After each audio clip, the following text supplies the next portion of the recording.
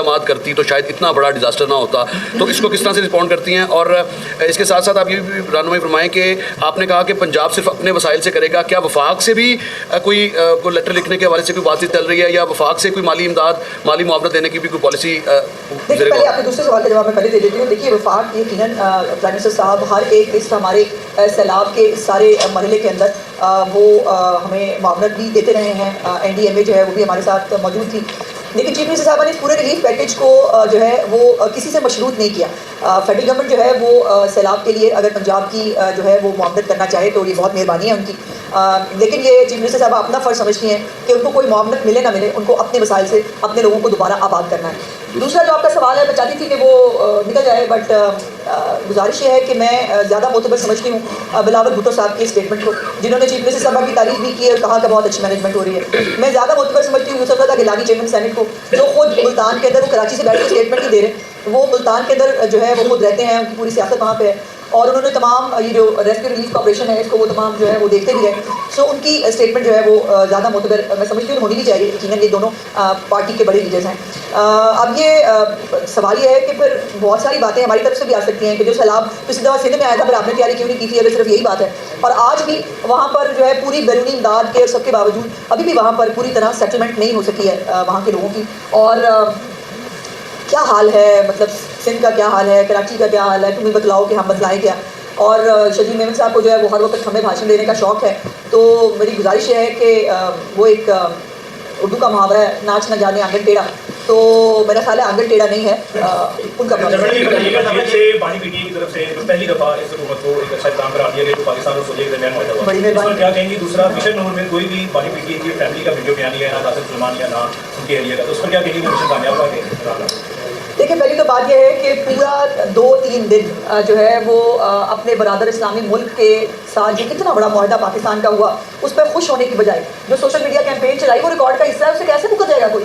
اور اس کے اندر جو ہے وہ پھر یہ کہے کہ نہیں چیف والنٹیئرس تھے, ہمیں تو پتہ ہی نہیں تھا. ان کے اپنے لیڈرس شامل ہیں اور ان کے اپنے یوٹیوبر شامل ہیں جو ان کی پالیسیاں بناتے ہیں اور پروپیگنڈا سیل کو چلاتے ہیں, وہ سب اس کے اندر پارٹی پارٹس تھے. تو یہ کہنا کہ اب اگر مطلب عقل آ گئی ہے اور اب سمجھ میں آ رہا ہے کہ اس کے بغیر گزارا نہیں ہے, حالانکہ وہ کہاں سے اٹھا لائے ہو وہ خود ہی بتایا تھا محترمہ نے, میں باہر آ کے کہ انہوں نے کہا تھا کہ کہاں سے اٹھا لائے ہو. تو اس لیے یہ میں نہیں سمجھتی کہ کسی بھی پاکستانی کو اس کے اوپر کوئی بھی شک ہونا چاہیے کہ ہمارے برادر اسلامی ملک کے ساتھ اور خاص طور پر سعودی عرب جیسی مقدس سرزمین کی حفاظت کا جو ایک ذمہ ہے وہ ہمیں ملنا یہ بہت بڑی سعادت ہے ہمارے لیے. اور جہاں تک وہ مشن نور کی بات ہے, بھائی میں اس قسم کے ٹاپکس کو یوزلی اس پہ بات نہیں کرتی, کیونکہ میں نہیں سمجھتی کہ یہ مذہبی ٹچ, یہ اسلامی ٹچ, یہ جو ان کو تو شوق ہے. آپ کو آڈیو بھی یاد ہے جو کان میں کہہ رہے تھے کہ وہ ذرا ایک اسلامی تڑکا تو لگا دیں, تو سوری, ہم اسلامی تڑکوں کو جو ہے وہ میں بالکل اس کو مناسب نہیں سمجھتی اور نہ مذہب کو جو ہے بیچ میں لانا چاہیے. لیکن یہ اتفاق کیوں ہوتا ہے؟ میرا سوال اس اتفاق پہ ہے کہ سکوت ڈھاکہ والے دن آپ سول نافرمانی کی کال دے دیں, آپ جو یوم استحصال کشمیر ہے اس کے اوپر آپ جو ہے فساد کی کال دے دیں, 14 اگست دنیا منا رہی ہو, پاکستان منا رہا ہو, آپ اس کے اوپر جو ہے وہ ملک کو بند کرنے کی اور جو ہے وہ لڑائی جھگڑے کرنے کی کال دے دیں, اور اب ایک جو ہے وہ ایک متنازع ڈیٹ کے اوپر دوبارہ اس کو شروع کرنا میری سمجھ سے. میڈم جنوبی پنجاب میں یہ جو سپر فلڈ آیا, ایک پارٹی تھی جس نے ہمیشہ جنوبی پنجاب کا نعرہ لگایا, اور جب لوگوں کے نقصانات ہوئے تو اس پارٹی نے بالکل ہی جنوبی پنجاب کی عوام کو اگنور کر دیا, اور اس پارٹی کا نام ہے پاکستان تحریک انصاف. ہمیشہ انہوں نے جنوبی پنجاب کا نعرہ لگایا. دو اختلاف ہے, ایک تو وہ پارٹی نہیں ہے, وہ فساد پارٹی ہے. میں نے کسی دفعہ کہا ان کا کام فساد کرنا ہے, ان کا کام ریلیف دینا, کوئی تعمیری کام کرنا. وہ تو بھائی اپنی حکومت میں ہوتے ہوئے تعمیری کام نہیں کر سکتے, اپوزیشن میں رہ کے وہ کیا ہی کریں گے. اور دوسری بات یہ ہے کہ ہمیشہ نعرہ لگایا نہیں, جو اس وقت جو الیکٹیبلز ہیں ان کو اپنے پنجرے میں ڈالنے کے لیے 100 دن کا جو ہے وہ نعرہ لگایا گیا تھا.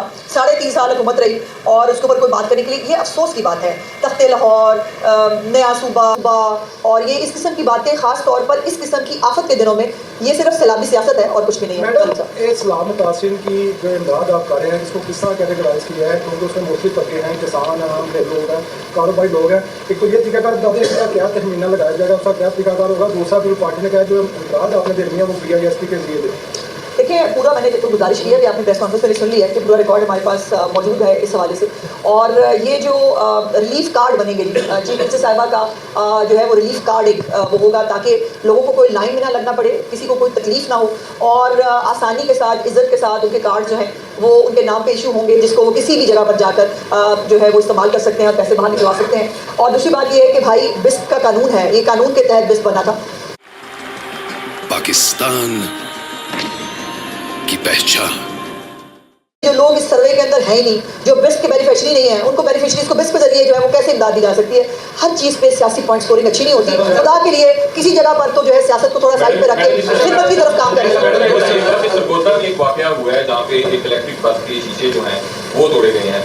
क्या सरगोदा डिवीजन में क्या पंजाब हुकूमत के पास इतलात है कि ये कोई हादसा था या किसी ये फसाद था और वो जो 2 लोग हैं मेरी इतलात के मुताबिक उनको अरेस्ट कर लिया गया। और जो भी इस तरह नुकसान पहुंचाने की कोशिश करेगा उसको जो है ना ये पंजाब के अवाम की खिदमत के लिए ये बसें जो है वो आई हैं, ये अवाम के पैसे से खरीदी गई हैं। सो इसको नुकसान पहुंचाना किसी टिकटॉक के लिए या किसी बाहर बैठे यूट्यूबर को खुश करने के लिए उसकी इजाज़त बिल्कुल नहीं देंगे। ये कहेगा कि एक तो इस फ्लड के बाद भी जो आ रहा है उसके ऊपर आप लोगों ने फायदा के लिए क्या हिकमत अमली बनाई है, क्योंकि क्लाइमेट चेंज ये कहता है कि हर साल अभी फ्लड पहले से ज़्यादा आएगा।